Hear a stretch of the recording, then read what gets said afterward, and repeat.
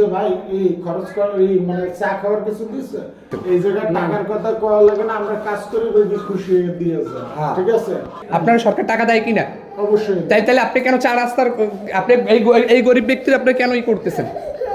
যে ভাই এই খরচ করার এই মানে চা খাওয়ার কিছু দিচ্ছে তাই যে না দেবে আনে ভাই এই আমার হালাকে পরিচয় আছে হালাকে এই তো আমি হারে ই করতে হারে সময় দিতে যে হালাকে পরিচয় আছে আমি বলছি তো কাজ হয়ে গেছে, আপনি রোগী নিয়ে গেলেও যাইতে পারেন, আর যদি মনে চায় যে না এরা আমার কাম করছে আমি একটু চা নাস্তা খাইতে দিই, এটা আপনার একান্ত ব্যক্তিগত ব্যাপার। আরে আমি ফোন দিছি, ফোন দিয়ে আরে আমি আনছি এনে আরে ফোন দাও হয়েছে আমি একটু এদিকে আসো সমস্যা নাই। এখন আপনি জুয়েল ভাই দেখেন, না জুয়েল ভাই পরিচয় না। এই হাসপাতালের একটা কমিটি হয়েছে, হাসপাতালের কমিটিতে আমাদের ছাত্র সমন্বয়কেরও কিছু সমন্বয়ক আছে। তা আমি তো আসছি ভাই প্রেশানের মধ্যে পড়ে আমি জিজ্ঞাসা করলাম যে কী হয়েছে। এখন আপনারা টাকা 1500 টাকা বললেন, তা উনি যে কথাটা বলছে ওই সময় আমি শুনছি যে হাত খরচ আছে। এটা কিভাবে বিষয়?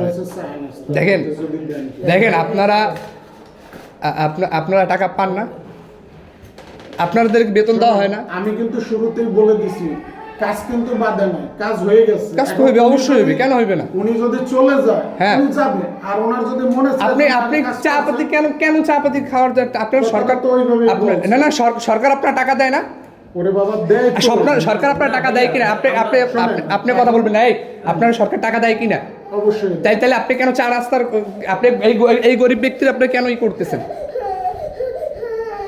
আপনি এই কয় টাকা চাইছে? 1500 টাকা চাইছে। 1500 টাকা দান হাতে আমাকে ওটা বেশি চাই না। এই পরে আবার এই ভাই ছিল তারা চিনি নেয়া, উনি কইল যে আমরা টাকা দিয়ে না, কি টাকা দেবেন? পরে আমি দম দিয়ে খারাই দিলাম, টাকা দিলাম না। হে আবার দুজনের ডে কইলো, এখন পরে আবার নাসিয়ার ভাই এখন কয় না টাকা চাই না, খরচাটা চাইছি।